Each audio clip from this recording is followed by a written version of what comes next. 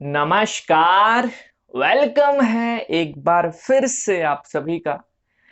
तो इस वीडियो में न्यूक्लियर फिजिक्स नाभिकीय भौतिकी को कंप्लीट एक वीडियो के अंदर हम करने वाले हैं। एक ही वीडियो में, इसी वीडियो में पूरा का पूरा कॉन्सेप्ट समझेंगे। बने रहना। स्टार्ट करते हैं। देखो भाई, न्यूक्लियर फिजिक्स नाभिकीय भौतिकी, सबसे पहले बात कर लेते हैं कि 2021 इस साल जो है अपने सिलेबस में कौन कौन से टॉपिक हैं न्यूक्लियर फिजिक्स में।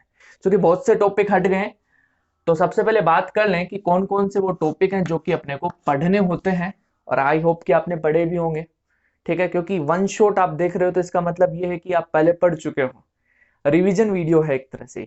ठीक, तो यहाँ पे बात करते हैं कौन कौन से टॉपिक हैं जो कि हम यहाँ पे डिस्कस करेंगे। जैसा कि पहला टॉपिक हम यहाँ पे पढ़ेंगे वो होगा अपना न्यूक्लियर स्ट्रक्चर का। बस ये टॉपिक है इस साल अपने सिलेबस में जो कि अपने को देखने हैं। सारे टॉपिक आ गए। देखो, nuclear structure, size of nucleus, volume and density, AMU atomic mass unit, mass defect and binding energy, nuclear fission, controlled and uncontrolled chain reaction, nuclear reactor and nuclear fusion. ठीक, स्टार्ट करते हैं। सबसे पहला topic देखते हैं जो कि आता है न्यूक्लियर स्ट्रक्चर, नाभिकीय संरचना।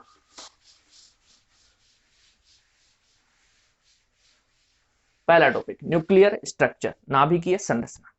इसकी बात करते हैं। देखो, शॉर्ट में पढ़ेंगे सब कुछ, वन शॉट देख रहे हैं, बड़ा वीडियो नहीं बनाना अपने को।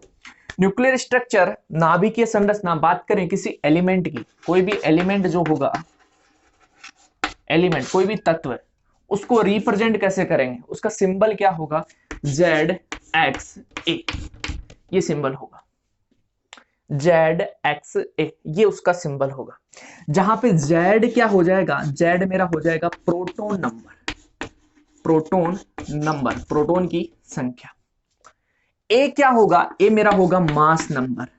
क्या होगा, मास नंबर, द्रव्यमान संख्या। ये होगा प्रोटॉन संख्या। क्लियर। ए माइनस जेड मेरा क्या होगा, ए माइनस जेड मेरा होगा न्यूट्रॉन नंबर, न्यूट्रॉन की संख्या, न्यूट्रॉन नंबर। कोई भी तत्व होता है, कोई भी एलिमेंट जो होता है उसको अपन ऐसे लिखते हैं, जहां पे Z जो होता है वो प्रोटॉन नंबर को प्रदर्शित करता है, A जो होता है वो मास नंबर को प्रदर्शित करता है, A माइनस जेड जो होता है वो न्यूट्रॉन नंबर, न्यूट्रॉन की संख्या को प्रदर्शित करता है। तो न्यूक्लियर स्ट्रक्चर में यही देखना है कि भाई प्रोटॉन कैसे बताया जाएगा, न्यूट्रॉन कैसे बताया जाएगा। भाई कोई भी एलिमेंट हो तो उसमें प्रोटॉन कैसे होगा, न्यूट्रॉन कैसे होगा, ये सब। जैसे कि एग्जाम्पल की हम बात करें, एक एग्जाम्पल लेते हैं, हाइड्रोजन वाला एग्जाम्पल लेते हैं, क्योंकि हाइड्रोजन के 3 आइसोटोप होते हैं। हाइड्रोजन के 3 आइसोटोप होते हैं, उन्हीं की बात करते हैं। ये ले, जैसा कि हम पहला ले लें 1H1।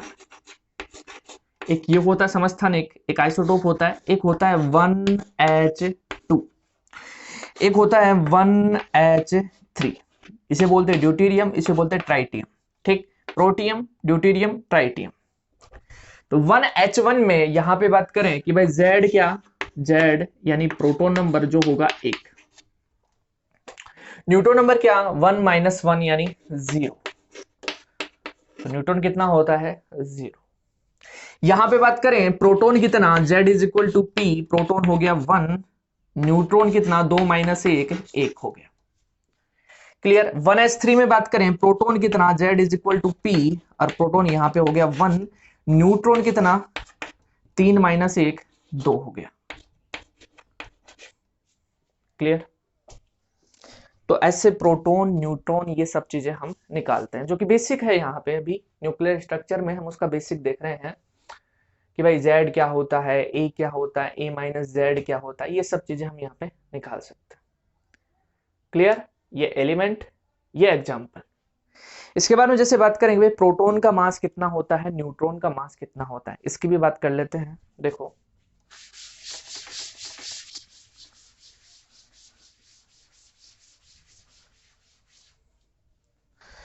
प्रोटॉन का मास की बात करते हैं, न्यूट्रॉन के मास की बात करते हैं। मास, ऑफ प्रोटॉन। mp से लिखें तो कितना होगा, mp कितना होगा 1.674 into 10 to the power minus का 27 केजी, माइनस का 27 केजी, ये होता है प्रोटॉन का मास। यहीं पे बात करें न्यूट्रॉन की मास की, mass of neutron, mass of neutron, neutron के मास की बात करें तो न्यूट्रॉन का जो मास होता है mn से लिखा जाता है मास ऑफ न्यूट्रॉन, और ये होगा 1.676, जस्ट इससे थोड़ा सा ज्यादा, लिटिल बिट ज्यादा होता है न्यूट्रॉन का मास। कितना होता है 10 टू दी पावर माइनस का 27 केजी। इसलिए हम क्या कर देते हैं भाई, अप्रोक्सीमेटली सेम होता है, कई बार कैलकुलेशन में हम इनको अप्रोक्सीमेटली सेम होने के चक्कर में एक ही कह देते हैं। क्लियर, अप्रोक्सीमेटली प्रोटॉन का मास और न्यूट्रॉन का मास क्या होता है, बराबर होता है, तो mp is equal to mn होता है।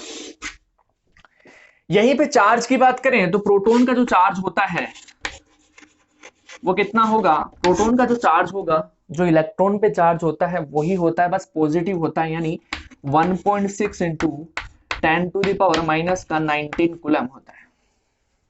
यहीं पे न्यूट्रॉन के चार्ज की बात करें तो न्यूट्रॉन का जो चार्ज होता है कितना होता है, 0 होता है। कितना होता है, 0।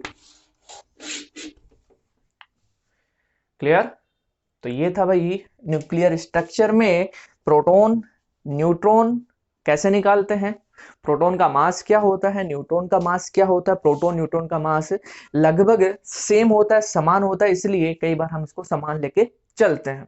ये बेसिक है, ये भी काम आएगा आगे। प्रोटॉन का चार्ज कितना होता है, न्यूट्रॉन का चार्ज कितना होता है। ठीक, नेक्स्ट चलते हैं। न्यूक्लियस जो है उसका साइज क्या होगा, उसका रेडियस क्या होगा, उसके बारे में। तो दूसरा जो सेकंड जो टॉपिक आता है वो है अपना साइज ऑफ न्यूक्लियस। क्या है, साइज ऑफ न्यूक्लियस, नाभिक का आकार। तो न्यूक्लियस का साइज, आकार क्या होगा, इसके बारे में रदरफोर्ड जो है उसने एक्सपेरिमेंट किया था। पिछले जो एटॉमिक फिजिक्स का लेक्चर था उसमें अपन ने डिस्कस भी किया था कि रदरफोर्ड जो है उन्होंने एक प्रयोग किया, अल्फा कण प्रकीर्णन प्रयोग, अल्फा पार्टिकल स्कैटरिंग एक्सपेरिमेंट उन्होंने किया था एक गोल्ड फॉइल के साथ में। तो वहां पे उन्होंने बताया था कि जो न्यूक्लियस होता है उसका साइज जो होता है वो 10 to the power minus 15 metre order का होता है, ये बताया था। यस भाई, इस ऑर्डर में न्यूक्लियस का साइज होगा। एटम जो होगा उसका होगा 10 to the power minus 10 metre.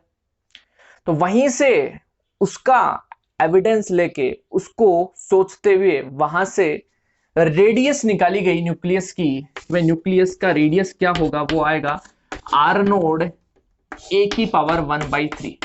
इसका अपने पास कोई एक्सपेरिमेंटल एविडेंस नहीं है, अपने को बस ध्यान रखना है कि क्या होता है, आर नोड ए की पावर 1/3 ये होता है रेडियस। क्या होता है, रेडियस। जो न्यूक्लियस जो है उसका रेडियस क्या होगा, तो उसका फॉर्मूला होगा ये, आर नोड ए की पावर 1/3। क्लियर, जहां पे आर नोड जो होता है ये एक कांस्टेंट होता है, इसकी वैल्यू होती है, कितनी होती है, 1.2 फेम्टोमीटर, फेम्टोमीटर। इसी को लिखा जाता है 1.2 into 10 to the power minus का 15 मीटर, और इसी को लिखा जाता है 1.2 फर्मी। क्या, फर्मी, 1.2 फर्मी। क्लियर, तो ये होता है रेडियस। अपने को फॉर्मूला ध्यान रखना है, क्योंकि ये फॉर्मूला यूज होता है, कई बार न्यूमेरिकल आ जाता है, पूछ लेता है कि भाई न्यूक्लियस का रेडियस बताओ, ऐसा सब कुछ। भाई कोई भी एक एटम है, कोई भी एक न्यूक्लियस है, उसका मास नंबर इतना है, जैसे कोई भी मास नंबर बता देगा और पूछ ले कि भाई उसका रेडियस बताओ, तो हम निकाल सकते हैं इस फॉर्मूला से।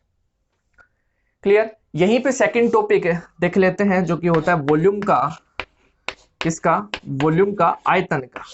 क्योंकि जो न्यूक्लियस जो होता है वो स्फेरिकल शेप में होता है, तो जो आयतन होगा वो हो जाएगा 4/3 पाई आर क्यूब होगा आयतन ये। क्लियर, तो यहां से इसको सोल्व करें तो v is equal to 4/3 pi r cube, r कितना, आर नोड ए की पावर 1/3, इसका क्यूब, यानी आर नोड का क्यूब और ए की पावर 1/3 का क्यूब तो ए हो जाएगा। मतलब यहां से अपने पास आयतन आ गया जो कि प्रोपोर्शनल होगा मास नंबर के। किसके प्रोपोर्शनल होगा? मास नंबर के। V is proportional to A। Clear? तो जैसा छोटा क्वेश्चन बन जाए यहां पे कि कोई भी एक न्यूक्लियस है, उसका जो वॉल्यूम है वो किसके प्रोपोर्शनल होता है? ऑप्शन दे दे तो यहां पे हम बता सकते हैं वो मास नंबर के प्रोपोर्शनल होता है, द्रव्यमान संख्या के प्रोपोर्शनल होता है। इसी को कहते हैं न्यूक्लियॉन्स नंबर भी। न्यूक्लियॉन नंबर भी मास नंबर को ही कहा जाता है। भाई न्यूक्लियॉन्स की संख्या कितनी है? ए क्या है? Z+N तो है, प्रोटॉन प्लस न्यूट्रॉन ही तो है। क्लियर? तो इसी को न्यूक्लियॉन्स नंबर भी बोला जाता है, इसी को मास नंबर भी बोला जाता है। तो क्लियर? तो V is proportional to A होता है। यहीं पे बात करें डेंसिटी की, कि जो न्यूक्लियस है उसका डेंसिटी क्या होगा, घनत्व क्या होगा? डेंसिटी, घनत्व, देखो density D is equal to M/V होता है। कितना होता है? M/V। D is equal to M/V, ये होता है डेंसिटी का फॉर्मूला। यस, मैं इसको थोड़ा यहां पे लिखूंगा, डेंसिटी को यहां पे लिखने वाला। ठीक, D is equal to M/V होता है। अब देखो मास की बात करें, यहां पे ये मास किसका मास है? ये न्यूक्लियस का टोटल मास है। जो न्यूक्लियस है उसका टोटल मास, मतलब M क्या है? न्यूक्लियस का मास है। तो मैं इसको कैसे लिख सकता हूं? इसको मैं लिख सकता हूं प्रोटॉन नंबर इंटू प्रोटॉन का mass plus neutron number into neutron का मास, ऐसे लिख सकता हूं। ये होगा मेरा M। भाई M टोटल क्या होगा? भाई उसमें कितने प्रोटॉन है, कितने न्यूट्रॉन है। जैसे एक प्रोटॉन है तो एक प्रोटॉन को एक उसके मास से मल्टीप्लाई कर देंगे, दो प्रोटॉन है तो दो को उसके मास से मल्टीप्लाई कर देंगे, दो न्यूट्रॉन है उसी प्रकार से हम ये बताएंगे, क्योंकि न्यूक्लियस में प्रोटॉन और न्यूट्रॉन रहते हैं तो उसी के अकॉर्डिंग आपका M हो जाएगा ZMP plus NMN। Yes, clear ये चीज? तो यहां पे हमें एक चीज पता है कि भाई MP जो होता है वो अप्रोक्सीमेटली MN होता है, और इसको हमने मान लिया क्या? M। तो यहां से M इज इक्वल टू कितना हो गया? M बाहर ले लें, Z+N हो गया, proton number plus neutron number. तो proton number plus neutron number क्या होता है? मास नंबर होता है, न्यूक्लियॉन्स नंबर होता है, यानी Ma आ गया भाई ये। ठीक, M बराबर ये। तो यहां पे ये वैल्यू पुट कर दूं मैं, Ma। क्लियर? वॉल्यूम, आयतन कितना? 4/3 पाई R³ यानी R नोड A की पावर 1/3, सॉरी R नोड का क्यूब और A हो जाएगा, जैसे ये निकाला था। क्लियर? A से A कट गया तो मेरे पास क्या वैल्यू आ गई? D इज इक्वल टू आ गया M/4/3 पाई R नोड क्यूब। M क्या है? प्रोटॉन या फिर न्यूट्रॉन का मास। 4/3 पाई भी अपने पास एक कांस्टेंट वैल्यू है, R नोड ये भी एक कांस्टेंट वैल्यू है, मतलब D जो होता है वो A पर डिपेंड नहीं करता। यहां से ये क्वेश्चन बना हुआ है, वापस से बन सकता है कि जो डेंसिटी होता है न्यूक्लियस का वो A पर डिपेंड करता है कि नहीं करता। Does not depend on mass number, nucleons number, नहीं करता है। इसका एक कांस्टेंट वैल्यू आ जाएगा, क्योंकि R नोड भी कांस्टेंट, M भी कांस्टेंट, तो इसका कांस्टेंट वैल्यू आएगा। कितना आएगा निकाल सकते हैं। तो D इज इक्वल टू जो ये वैल्यू आएगा, यहाँ पे वैल्यू पुट करने पे अपने पास ये वैल्यू आता है 2.3 के आसपास आता है, इंटू 10⁻17 kg/m³। ये डेंसिटी आती है। तो ध्यान रखना, डेंसिटी जो आएगी वो ये आएगी, अपन निकाल सकते हैं, वैल्यू तो पुट करनी है। क्लियर? तो ये था भाई न्यूक्लियर स्ट्रक्चर के संबंध में, न्यूक्लियस का साइज, वॉल्यूम, डेंसिटी।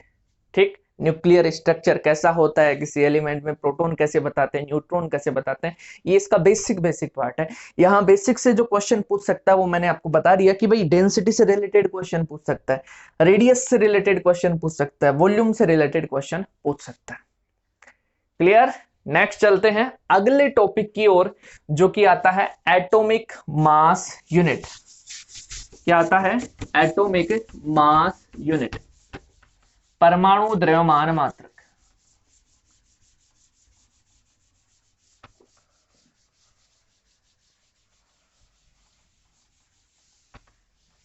चलो, atomic mass unit. Next topic, परमाणु द्रव्यमान मात्रक। क्या होता है एटॉमिक मास यूनिट, परमाणु द्रव्यमान मात्रक? देखो, न्यूक्लियर फिजिक्स और जो एटॉमिक फिजिक्स है, इसमें जो यूनिट लिखते हैं हम मास का, वो केजी वगैरह में न लिखे एक नई यूनिट में लिखा जाता है, और इसी यूनिट को हम कहते हैं एटॉमिक मास यूनिट, परमाणु द्रव्यमान इकाई। कैसे डिफाइन होता है? जैसे कि मैं कहूं 1 केजी में कितने ग्राम होते हैं, तो हम कहते हैं 1000 ग्राम होते हैं। सिमिलरली 1 एएमयू में कितना केजी होते हैं, कितने किलो होते हैं, वो निकालते हैं। उसका फॉर्मूला आता है कि भाई 1 एएमयू, इसका फॉर्मूला होता है मास ऑफ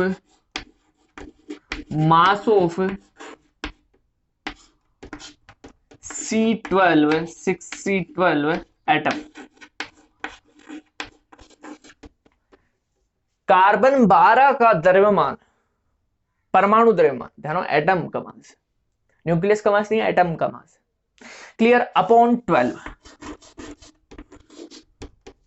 और इसको सोलो करते हैं, तो सोलो करने पे अपने पास वैल्यू आता है 1.67 इंटू 10⁻⁻⁻⁶ कर दो, 66 इंटू -27 kg। ये वैल्यू आता है अपने पास 1 AMU का।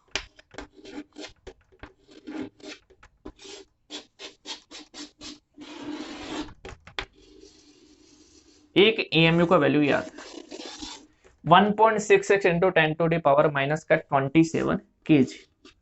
सोल्व करने पे निकाल सकते हैं। का मास ऑफ कार्बन 12, कार्बन 12 का टोटल मास, यानी प्रोटॉन का मास, न्यूट्रॉन का मास, इलेक्ट्रॉन का मास, इन सभी को जोड़ के देखें और 12 का भाग दे दें तो अपने पास ये वैल्यू आ जाएगी। क्लियर। अब देखो, आइंस्टीन मास एनर्जी थ्योरम क्या कहता है? आइंस्टीन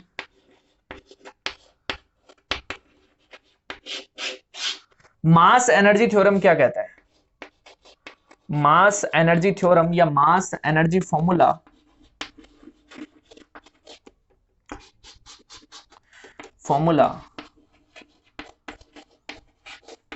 थ्योरम नहीं है, फॉर्मूला, मास एनर्जी फॉर्मूला। ये क्या कहता है कि भाई कोई भी जो मास होता है उसको एनर्जी में कन्वर्ट किया जा सकता है, और कोई भी जो एनर्जी होती है उसको मास में कन्वर्ट किया जा सकता है। क्या? E is equal to mc², ये फॉर्मूला होता है, E is equal to mc²।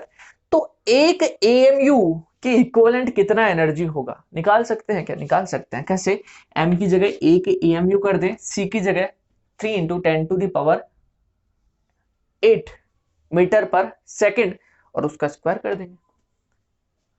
तो करते हैं इसको solve. E is equal to अपने पास होता है mc², और m यानी 1 AMU केजी में कितना, 1.66 इंटू 10⁻⁻27।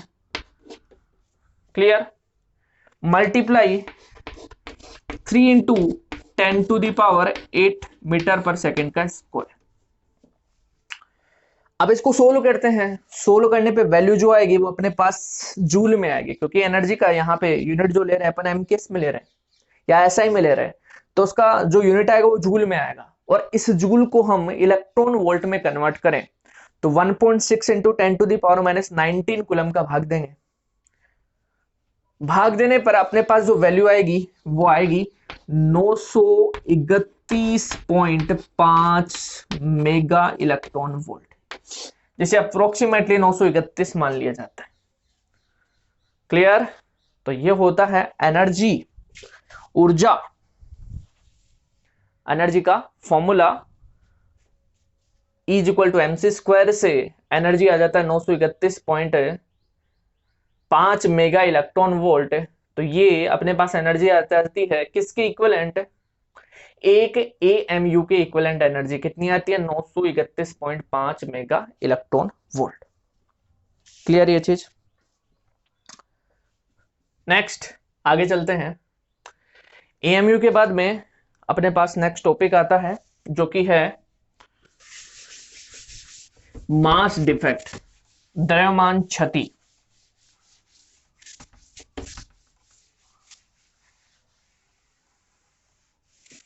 देखो, मास डिफेक्ट, अगला टॉपिक मास डिफेक्ट।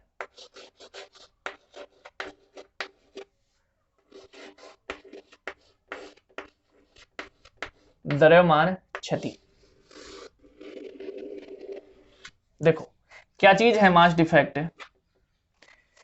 द्रव्यमान क्षति कहते किसे हैं? देखो, जब प्रोटॉन और न्यूट्रॉन आपस में जुड़ते हैं, क्या प्रोटॉन और न्यूट्रॉन को आपस में जोड़ा जाता है, तो जोड़ेंगे तो बनेगा क्या? एक न्यूक्लियस का निर्माण होगा। भाई प्रोटॉन न्यूट्रॉन आपस में जुड़ेंगे तो न्यूक्लियस बनेगा, क्योंकि न्यूक्लियस में प्रोटॉन और न्यूट्रॉन होते हैं। तो जब जुड़ते हैं तो जुड़ने में वो अपनी एनर्जी को लॉस्ट करते हैं, एनर्जी को खत्म करते हैं, एनर्जी का लॉस होता है वहां पे। जब भी कोई भी दो चीज जुड़ेगी तो एनर्जी तो खत्म होगी यार। क्लियर है? कोई भी दो चीज ऐसे नहीं जुड़ती। तो जोड़ने के लिए, प्रोटॉन और न्यूट्रॉन आपस में जुड़ने के लिए क्या करते हैं? बॉन्ड बनाते हैं। क्या होता है? बॉन्ड बनता है। तो उस बॉन्डिंग में उनका एनर्जी खत्म होता है, एनर्जी में लॉस होता है। मतलब प्रोटॉन और ये न्यूट्रॉन, ये सिंगल प्रोटॉन था, ये सिंगल न्यूट्रॉन है, ये आपस में जुड़ रहा है और जुड़ने के बाद में अपने पास न्यूक्लियस बनेगा। क्या बनेगा? न्यूक्लियस। जैसे ये न्यूक्लियस बन गया, प्रोटॉन एंड न्यूट्रॉन। अब मैं कह रहा हूं कि बॉन्डिंग में इन्होंने एनर्जी खत्म कर दी, क्योंकि कोई भी चीज, दो चीज जुड़ेगी तो वो बॉन्ड बनाएगी। तो आपस में बॉन्ड बनाती है, तो बॉन्ड बनाने के कारण एनर्जी खत्म होती है, मतलब एनर्जी में लॉस होता है। और आइंस्टीन मास एनर्जी जो फॉर्मूला है वो क्या कहता है कि भाई मास को एनर्जी में कन्वर्ट किया जा सकता है, एनर्जी को मास में कन्वर्ट किया जा सकता है। मतलब यहां पे एनर्जी का लॉस हुआ है, मतलब मास का लॉस हुआ है। किसका लॉस हुआ है? मास का, द्रव्यमान का यहाँ पे लॉस हुआ है। द्रव्यमान की यहाँ पे क्षति हुई है क्योंकि एनर्जी में लॉस हुआ है। तो मास में लॉस हुआ, कितना हुआ? वही क्या होता है? Mass defect. वही क्या होता है? Mass defect. मास किसका ज्यादा? मैं कहूं Z MP plus Z MN, ये तो हो गए जुड़ने वाले न्यूक्लियॉन्स का मास। ये मास मेरे पास ज्यादा है, किसके मास से? न्यूक्लियस के मास से, यानी एम से ज्यादा है।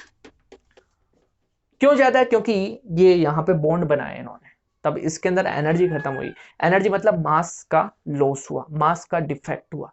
कितना डिफेक्ट हुआ वो निकाल सकते हैं, ज्यादा को नहीं। ये मतलब इसमें से ये घटा दें, इसमें से ये घटा दें तो मेरे पास आ जाएगा मास डिफेक्ट, द्रव्यमान क्षति। यस, करते हैं। देखो, तो द्रव्यमान क्षति का मेरा फॉर्मूला क्या हो जाएगा? डेल एम, जो कि हो जाएगा मेरा Z M P plus N M N minus M. ये होगा मेरा मास डिफेक्ट।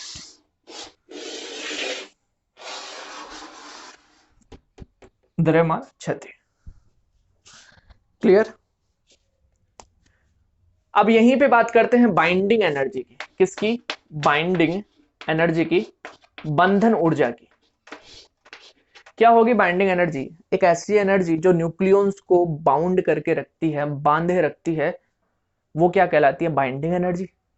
तो कौन बाउंड करके रख रहा है? ये जो बॉन्ड है, ये मतलब प्रोटॉन और न्यूट्रॉन आपस में जुड़ रहे हैं, तो ये एनर्जी को खत्म करके आपस में जुड़ रहे हैं, एनर्जी को लॉस कर रहे हैं, मास में डिफेक्ट कर रहे हैं, फिर आपस में वो जुड़ रहे हैं।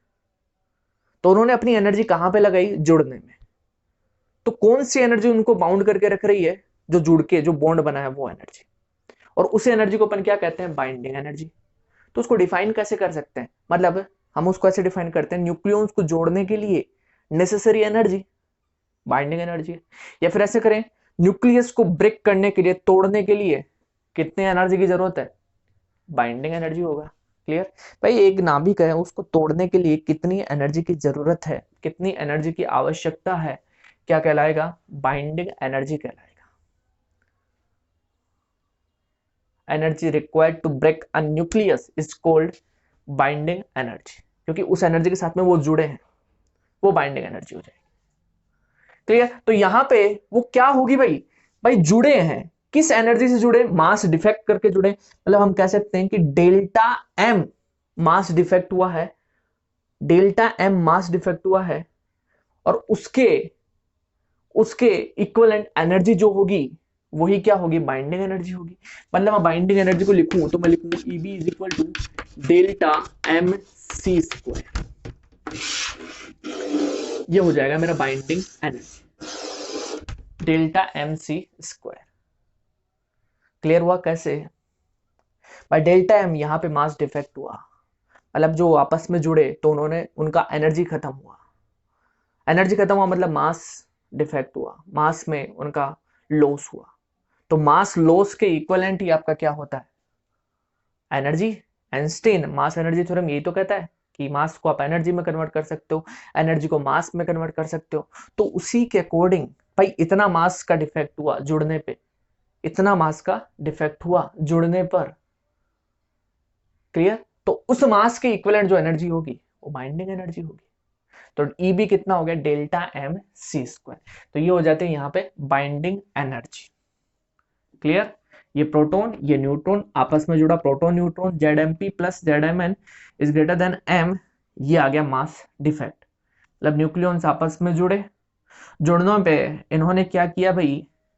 एनर्जी का इन्होंने लॉस किया, और वो एनर्जी कहां पे गई? न्यूक्लियॉन्स को जोड़ने में वो एनर्जी लगी, न्यूक्लियॉन्स को जोड़ने में वो एनर्जी लगी। तो ये एनर्जी कितनी होगी? इस मास डिफेक्ट के इक्विवेलेंट जो एनर्जी होगी वो, क्योंकि मास में भी उसी उसी के इक्विवेलेंट यहाँ पे मास में डिफेक्ट होता है, क्योंकि एनर्जी में लॉस हो रहा है। क्लियर? तो मतलब आइंस्टीन के मास एनर्जी फॉर्मूला से सारा सब कुछ निकलता है। अगर वो फॉर्मूला नहीं होता तो शायद ये कैलकुलेशन आगे हो पाती, न्यूक्लियर फिजिक्स आगे शायद ही बढ़ पाती। तो E B is equal to delta M C square, ये बाइंडिंग एनर्जी हो जाएगा। तो डेल्टा एम का वैल्यू ये पुट कर दूं मैं यहां पे, तो मेरा ई बी क्या हो जाएगा? Z M P plus N M N minus M और फिर सी स्क्वायर से multiply. Clear?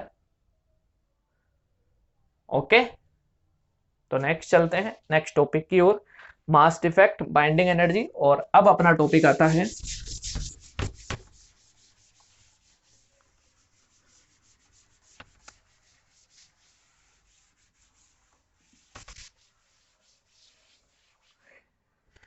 Nuclear fusion. Nuclear fusion, नाभिकीय विखंडन।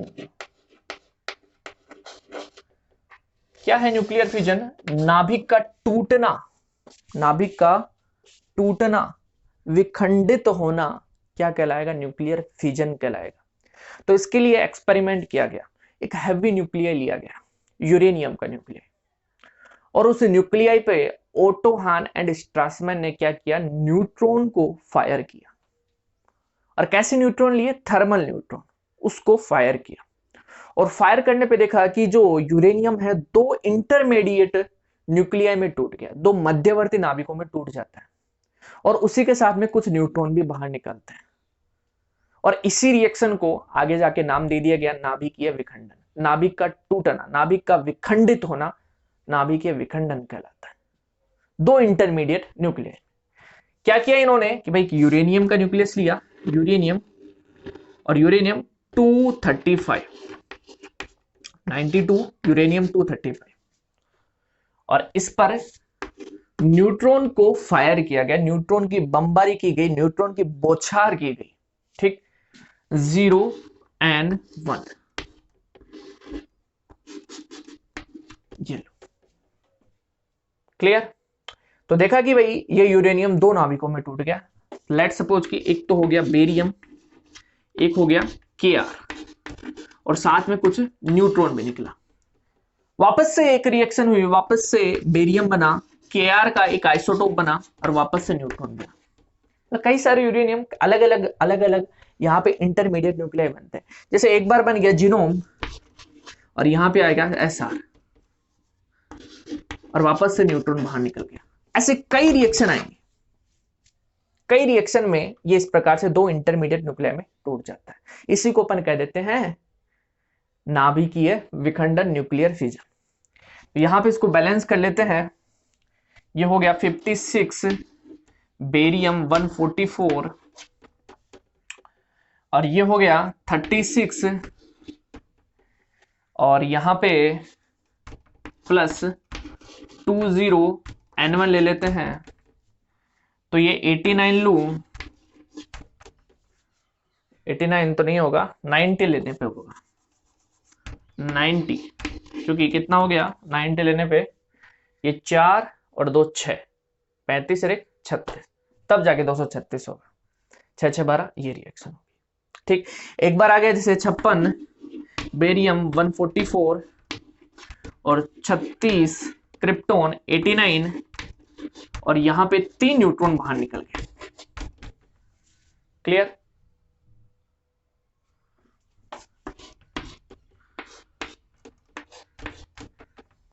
जीनोम का किया गया, जीनोम का होता है 57 या 58 के अप्रोक्स होता है जीनोम का।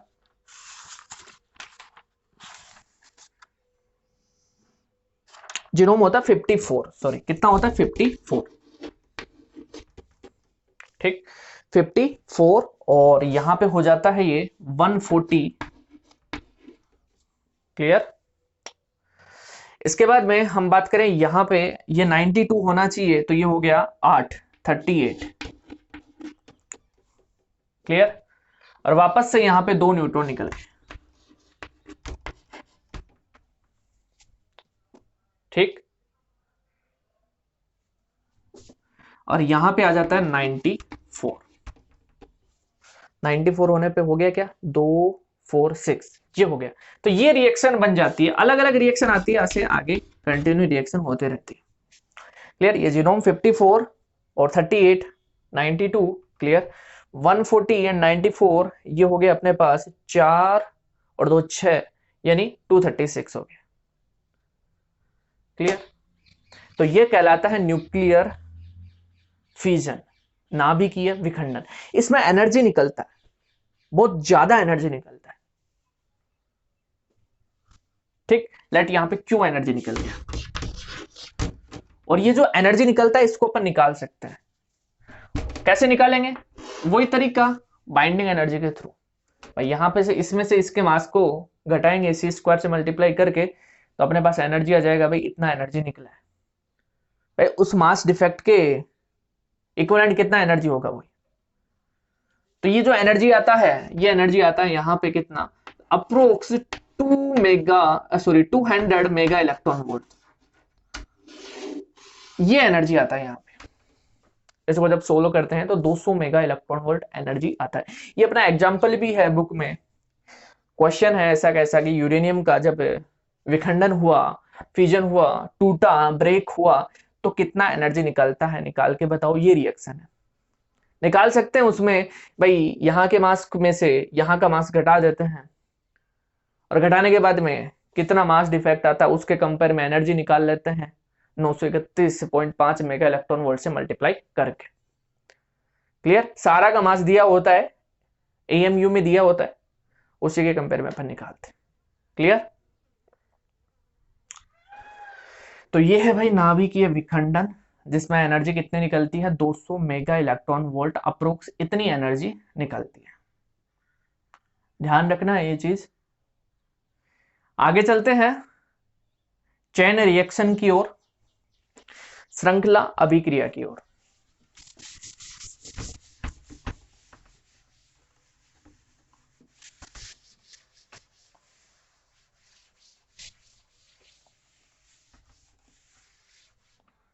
चेन रिएक्शन, श्रृंखला अभिक्रिया।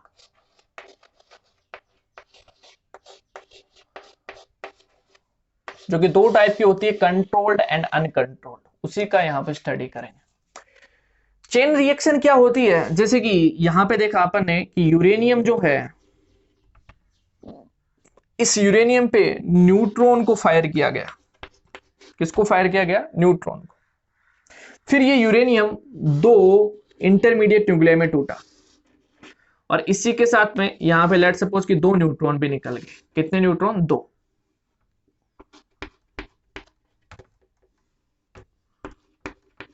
ये ठीक। अब यहां पे जब ये विखंडन हो गया, तो विखंडन के बाद में जो न्यूट्रॉन अपने को मिलते हैं, इन न्यूट्रॉन को कहा जाता है fast neutron, fast moving neutron. इन न्यूट्रॉन को कहा जाता है फास्ट न्यूट्रॉन। मतलब है ये बहुत तेज गति के साथ में निकलते हैं। पर टूट रहा है, वो टूटेगा, न्यूक्लियस टूटेगा तो अचानक से बहुत दूर तक भागेंगे वो पार्टिकल्स। तो न्यूक्लियस जो अपना न्यूट्रॉन निकलेगा, वो न्यूट्रॉन भी बहुत स्पीड के साथ में बाहर निकलेगा, तो इसको कह दिया जाता है फास्ट मूविंग न्यूट्रॉन या फास्ट न्यूट्रॉन, तीव्रगामी न्यूट्रॉन कहलाता है। अब इस फास्ट न्यूट्रॉन को स्लो कर लिया जाए, इसका स्पीड स्लो कर लें, मॉडरेटर का यूज किया जाए और इसको स्लो कर लिया जाए, स्पीड स्लो कर लिया, तो ये स्लो मूविंग न्यूट्रॉन कहलाएगा, मंदित न्यूट्रॉन कहलाएगा। और इतना स्लो करें कि इसका जो एनर्जी है वो थर्मल न्यूट्रॉन के इक्वल हो जाए, तापीय न्यूट्रॉन के। थर्मल न्यूट्रॉन क्या होता है? तापीय न्यूट्रॉन एक ऐसा न्यूट्रॉन होता है जो थर्मल इक्विलिब्रियम पे होता है, रूम टेम्परेचर में। किसके थर्मल इक्विलिब्रियम पे होता है? जो मैटर है उसकी बात करें। जो मैटर है और जो न्यूट्रॉन है, तापीय न्यूट्रॉन कहलाएगा, ये थर्मल न्यूट्रॉन कहलाएगा कब? जब इसका थर्मल इक्विलिब्रियम मतलब इसका टेम्परेचर उस मैटर के इक्वल होता है। कब? रूम टेम्परेचर पर। तो ऐसे न्यूट्रॉन को अपन कहते हैं थर्मल न्यूट्रॉन, तापीय न्यूट्रॉन। इनका जो एनर्जी होता है थर्मल न्यूट्रॉन का, फास्ट न्यूट्रॉन को बदला जाता है किसमें? थर्मल न्यूट्रॉन में। किसमें? थर्मल न्यूट्रॉन में। मतलब इनका जो एनर्जी होता है, इस एनर्जी को कम किया जाता है, क्योंकि ये बहुत फास्ट चल रहे हैं ना, इनका एनर्जी को कम किया जाता है। और जो तापीय न्यूट्रॉन होते हैं वहां तक इनकी एनर्जी को लेके आया जाता है, और ये एनर्जी होता है 0.04 इलेक्ट्रॉन वोल्ट। ये होता है थर्मल न्यूट्रॉन का एनर्जी। तो यहां तक उसकी एनर्जी को लेके आया जाता है। अब ये तापीय न्यूट्रॉन बन गए, थर्मल न्यूट्रॉन बन गए। अब ये जो थर्मल न्यूट्रॉन है, इन थर्मल न्यूट्रॉन को आगे और यूरेनियम मिल जाए तो ये उनको विखंडित कर देंगे, उनको भी तोड़ देंगे। क्योंकि यूरेनियम को तोड़ने के लिए सबसे अच्छे न्यूट्रॉन कौन से होते हैं? Thermal neutron. हमने पढ़ा कि भाई थर्मल न्यूट्रॉन की बौछार की गई, तब जाके यूरेनियम दो में टूटा। तो यहां पे थर्मल न्यूट्रॉन हमने प्राप्त कर लिया। कैसे भाई? पहले इनको स्लो कर लिया, मॉडरेटर की सहायता से स्लो किया, फिर इनकी एनर्जी को थर्मल न्यूट्रॉन के बराबर लेके आया गया, 0.04 इलेक्ट्रॉन वोल्ट तक। जैसे ही लेके आ गए, ये थर्मल न्यूट्रॉन में कन्वर्ट हो गए। अब इनको और यूरेनियम मिल जाए, क्योंकि मटेरियल जो पूरा होगा, कोई भी बॉक्स होगा उसके अंदर बहुत सारे यूरेनियम होंगे, तो इनको और यूरेनियम मिल जाएगा तो वो उनको भी विखंडित कर देगा। मतलब आगे हम बात करें कि जैसे ये न्यूट्रॉन है, इसको एक और यूरेनियम मिल गया तो ये इसको वापस से दो पार्ट में तोड़ देगा। तोड़ा और साथ में वापस से लेट सपोज कि दो न्यूट्रॉन निकल गए। हमने दो न्यूट्रॉन लिए, तीन भी ले सकते हैं, ठीक। ये N, ये N। सिमिलरली इसकी बात कर लें, ये यूरेनियम ये दो पार्ट में टूट गया और यहां पे दो न्यूट्रॉन वापस से मिल गए। क्लियर ये चीज? अब वापस से इनको स्लो किया गया, इनकी एनर्जी को थर्मल न्यूट्रॉन की एनर्जी के इक्वल लाया गया, और अब ये और यूरेनियम का विखंडन करेंगे। मतलब ये आगे और यूरेनियम को तोड़ेंगे। वापस से टूटा ये टूट गया, वापस से दो न्यूट्रॉन मिले,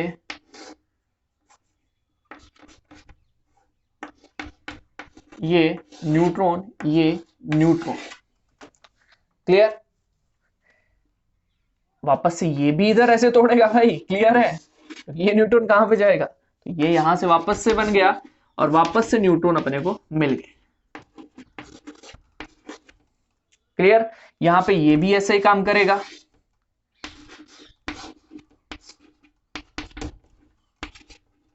ये न्यूट्रॉन, ये न्यूट्रॉन। क्लियर। अब ये भी ऐसा ही काम करेगा,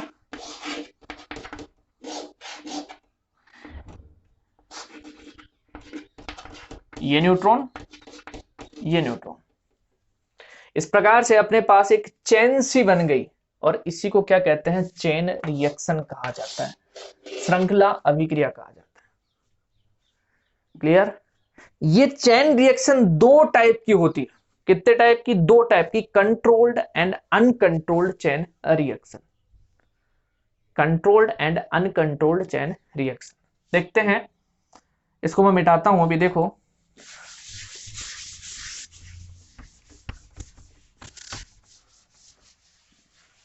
और controlled and uncontrolled chain reaction को डिफाइन करने के लिए हम यहां पे एक नया फैक्टर डिफाइन करते हैं, जिसे बोलते हैं न्यूट्रॉन मल्टीप्लिकेशन फैक्टर, न्यूट्रॉन गुणन गुणांक, न्यूट्रॉन मल्टीप्लिकेशन फैक्टर, या पुनरुद्भवन गुणांक भी इसको कहा जाता है, रिप्रोडक्शन फैक्टर भी कहा जाता है। क्लियर। कैसे रिप्रेजेंट करते हैं न्यूट्रॉन गुणन गुणांक, ठीक। क्या होता है ये होता है अपने पास प्रोडक्शन ऑफ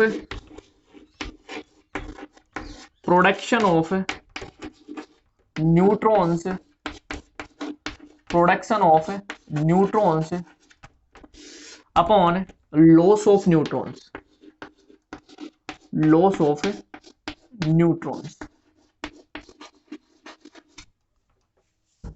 न्यूट्रॉन का प्रोडक्शन बटे में न्यूट्रॉन का लॉस, न्यूट्रॉन का प्रोडक्शन बटे में न्यूट्रॉन का लॉस, ये होता है न्यूट्रॉन मल्टीप्लिकेशन फैक्टर, न्यूट्रॉन गुणन गुणांक हिंदी में कहते हैं, और इसे रिप्रोडक्शन फैक्टर भी कहा जाता है, पुनरुद्भवन गुणांक भी कहा जाता है। क्लियर। अब देखो यहां पे k जो होता है, इसका वैल्यू कितना, क्या क्या हो सकता है, जैसे k का वैल्यू 1 हो सकता है, लेस देन 1 हो सकता है, एंड ग्रेटर देन 1 हो सकता है। क्लियर। k का वैल्यू अगर लेस देन 1 हो, कि लेस देन 1, लेस देन 1 होने पे क्या हो गया है भाई, न्यूट्रॉन का लॉस ज्यादा हो गया और प्रोडक्शन कम हो गया। मतलब न्यूट्रॉन, जैसे ये यूरेनियम है, यहां पे ये न्यूट्रॉन, दो न्यूट्रॉन यहां पे गए, दो न्यूट्रॉन यहां पे लॉस हुआ, और यहां पे बना प्रोडक्शन के रूप में एक न्यूट्रॉन। ये केस हो गया, मतलब प्रोडक्शन कम और लॉस न्यूट्रॉन का ज्यादा, यानी दो लॉस हो रहे हैं तो एक बन रहा है। लेट्स सपोज कि 4 न्यूट्रॉन लॉस हो रहा है, तो अपने पास 2 न्यूट्रॉन बन रहे हैं। फिर आगे गया तो 2 न्यूट्रॉन से वापस 2 न्यूट्रॉन लॉस होंगे तो एक न्यूट्रॉन बन रहा है। और एक केस ऐसा आएगा कि भाई जो चेन रिएक्शन है वो स्टॉप हो जाएगी, रुक जाएगी। तो इस केस में जब k इज लेस देन 1 होता है, चेन रिएक्शन जो होगा वो स्टॉप हो जाएगा। क्या हो जाएगा, स्टॉप, रुक जाएगा। क्लियर। यहां पे जब k इज इक्वल टू 1 हो, तो k इज इक्वल टू 1 के केस में भाई न्यूट्रॉन का प्रोडक्शन लॉस के, न्यूट्रॉन कितने लॉस हो रहे हैं उसके इक्वल हो गया। भाई जितने लॉस हो रहे हैं उतने ही बन रहे हैं, जितने लॉस हो रहे हैं उतने ही बन रहे हैं।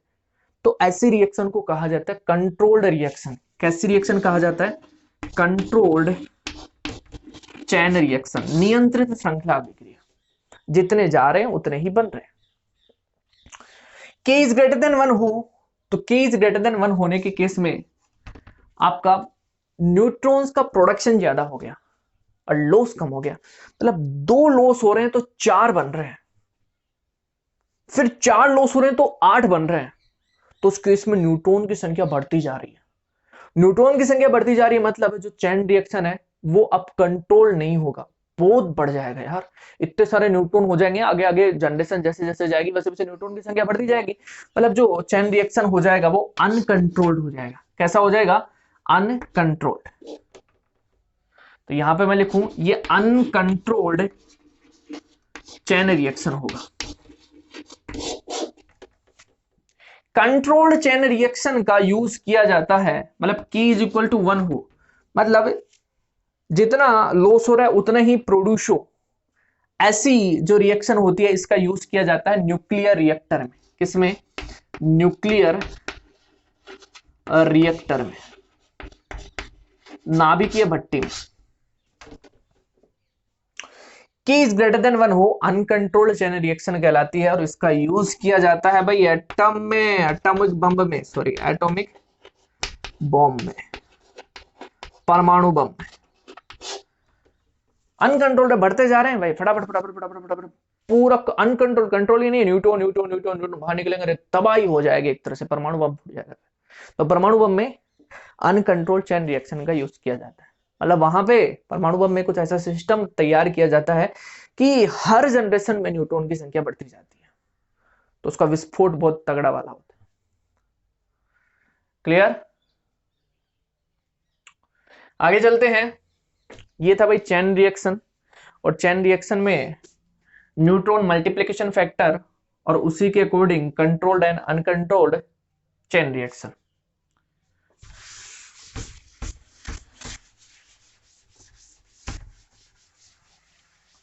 आगे टॉपिक आता है अपने पास न्यूक्लियर रिएक्टर। न्यूक्लियर रिएक्टर,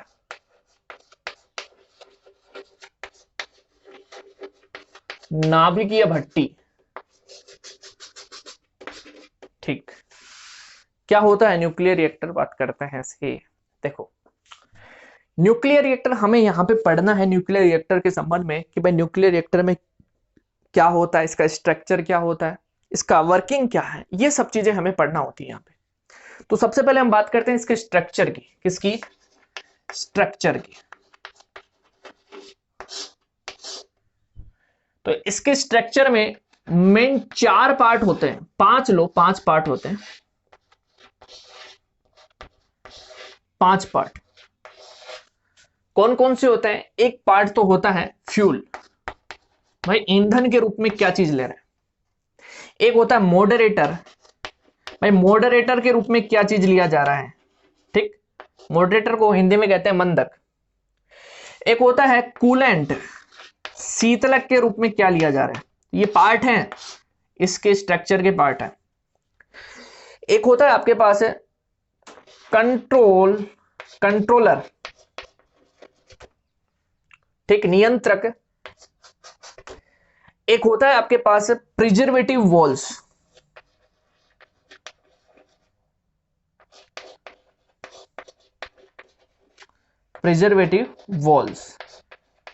परिरक्षित दीवारें। ये 5 पार्ट होते हैं इसके स्ट्रक्चर में। कैसा डायग्राम होता है उस डायग्राम में समझते हैं, सारा सब कुछ उसी में क्लियर होगा। देखो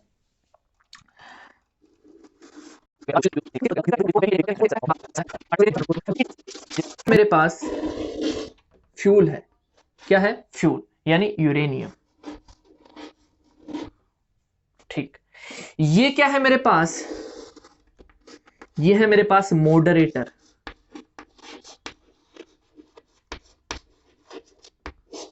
मंदक। और ये क्या है मेरे पास? कूलेंट, शीतलक। ठीक, ये क्या है मेरे पास? Preservative walls. अब बच गया अपने पास कंट्रोलर, और कंट्रोलर जो होता है वो कुछ ऐसे होता है, यहां पे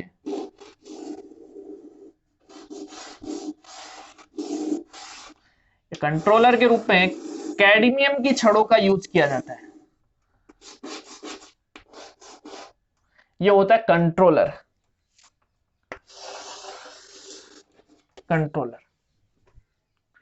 कंट्रोलर के रूप में जो यूज किया जाता है वो कैडमियम की छड़ों का यूज किया जाता है, कैडमियम की छड़ों का प्रयोग किया जाता है। मॉडरेटर के रूप में जो प्रयोग किया जाता है क्या है, ये बात करेंगे, एक बार समझ लो। मॉडरेटर के रूप में यूज करते हैं अपन D2O का, ग्रेफाइट का, भारी जल का ग्रेफाइट का। यूरेनियम हो गया। कूलेंट के रूप में यूज किया जाता है वाटर का, नाइट्रोजन का। इसमें कूलेंट का यूज करते हैं अपन। किसका यूज करते हैं? कूलेंट का, शीतलक का। शीतलक के रूप में प्रयोग किया जाता है वाटर। और वाटर भी होता है हायर प्रेशर पे, उच्च दाब के ऊपर जो पानी है वो। क्लियर? अब देखो यहां से ये इस प्रकार से निकला होता है।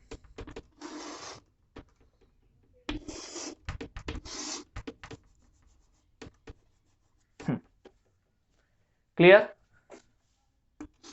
और ये आपका कूलेंट चल रहा है इसके अंदर।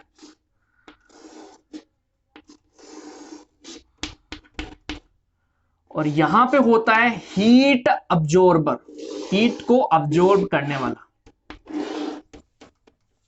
हीट को अब्जॉर्ब करने वाला, हीट को अब्जॉर्ब कर लेता है। और इस हिस्से में यहां पे होता है एक टरबाइन,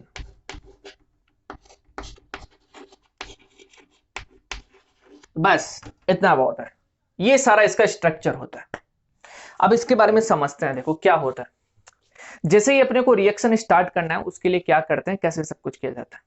देखो सीडी जो होता है, पहले बात कर लें, सीडी कैडमियम जो है ये नियंत्रक के रूप में काम करता है, कंट्रोलर के रूप में काम करता है। क्या चीज कंट्रोल करता है ये न्यूट्रॉन के नंबर को कंट्रोल करता है, न्यूट्रॉन की संख्या को कंट्रोल करता है। कि भाई जैसे ही कैडमियम के छोरों को इसके अंदर डाला जाता है तो ये क्या करता है, न्यूट्रॉन जो है उसको अब्जॉर्ब कर लेता है। कैडमियम न्यूट्रॉन को अब्जॉर्ब कर लेता है तो न्यूट्रॉन की संख्या कम हो जाती है, कंट्रोलर के रूप में इसका यूज कर लेता है। जैसे ही न्यूट्रॉन की संख्या कम, रिएक्शन कंट्रोल हो गई। रिएक्शन क्या हो गई, कंट्रोल। कंट्रोल्ड चेन रिएक्शन रखनी है अपने को, किसी जनरेशन में न्यूट्रॉन ज्यादा मिल गए, कम करना है, कंट्रोलर को भेज देंगे। क्लियर?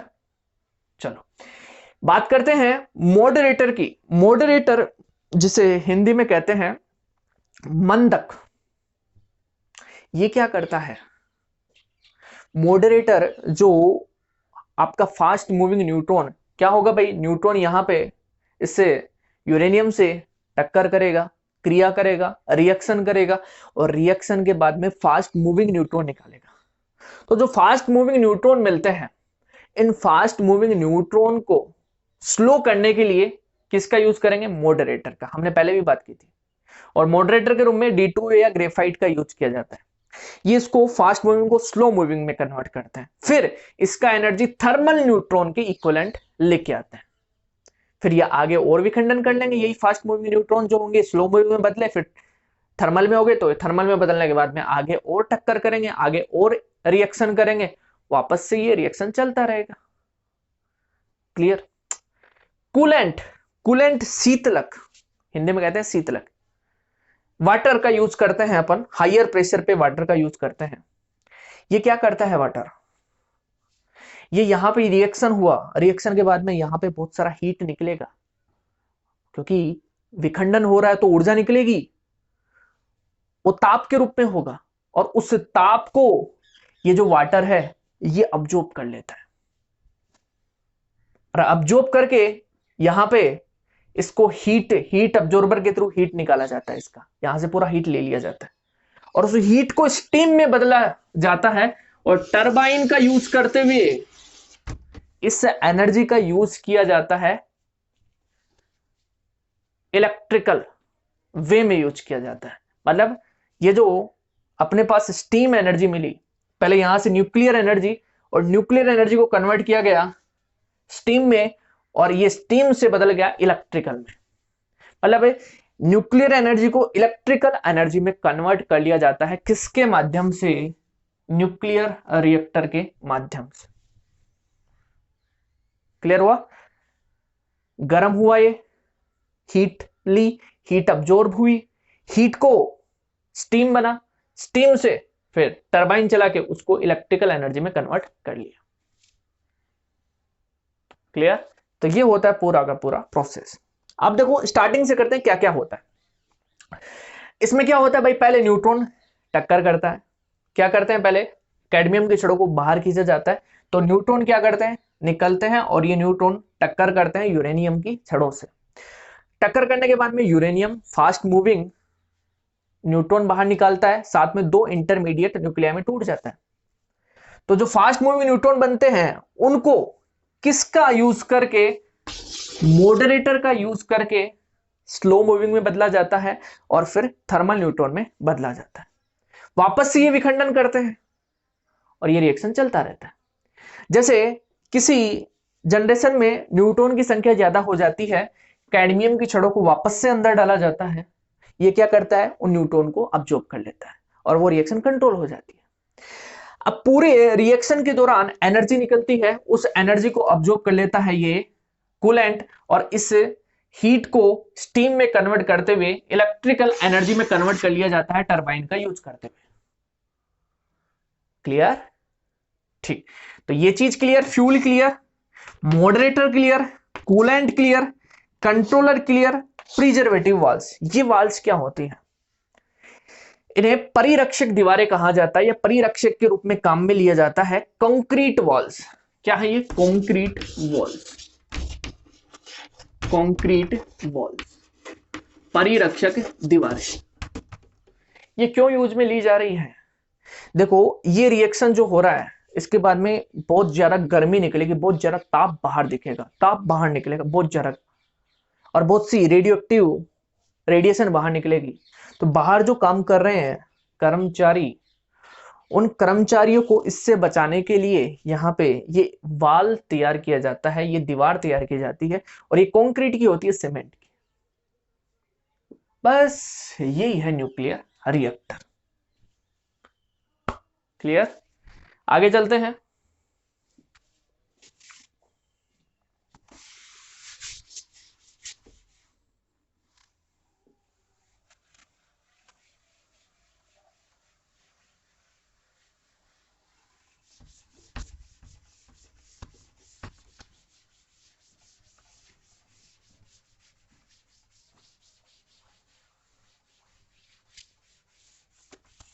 चलो, नेक्स्ट और लास्ट टॉपिक अपना आता है न्यूक्लियर फ्यूजन।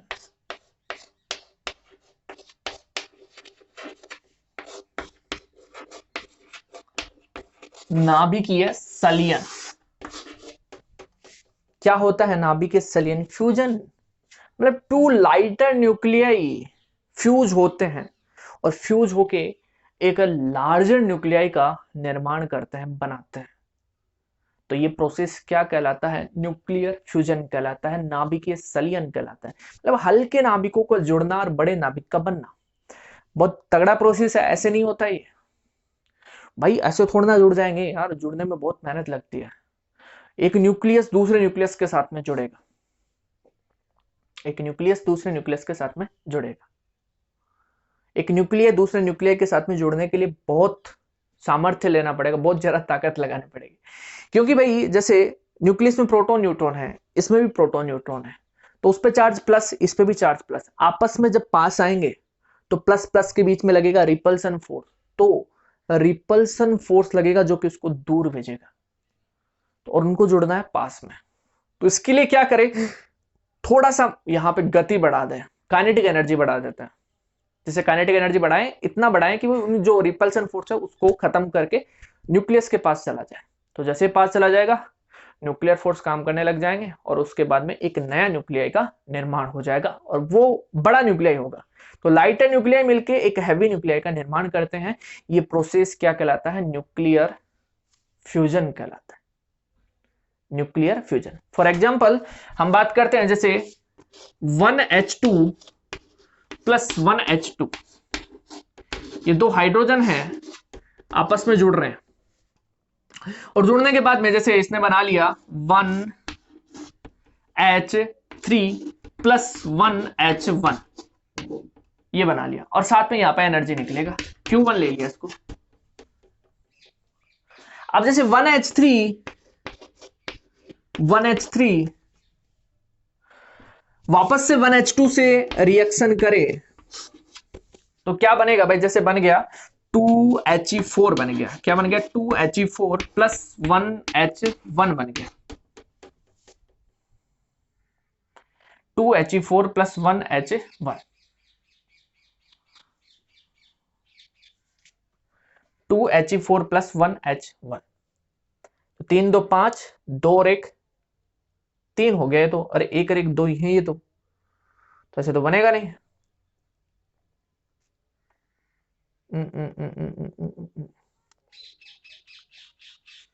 नहीं,